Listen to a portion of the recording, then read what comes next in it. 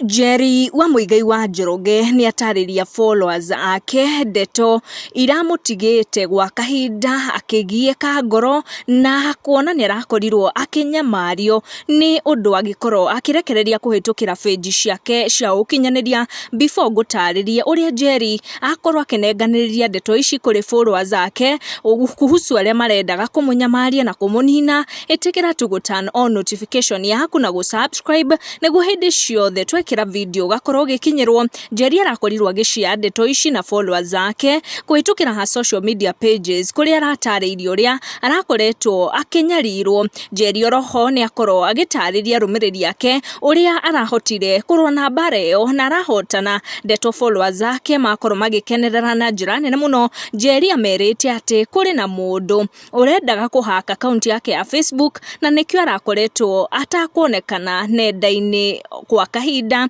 na niho makoro makimwira ati ni marakoretwo makinote there's something suspicious going on account-ini ino yake ya Facebook, na niho agikorwo akimatariria kiria kirakoretwo githie na mbere na uria akihota gukorwo akirikava account iyo. Ino ni ndumiriri iria Njeri hanengereria rumiriri yake thutha wa gutofora bara iyo. Finally I'm back, my page was hacked but thanks to God I've got it back. Good night everyone. Na ni ukuona mashabiki ni makorwo makimuikiria ndumiriri na Njeri akorwo aki-engage nao makimwira ati onao ni maranotete ati mupostire ucio ti wake wa kawaida.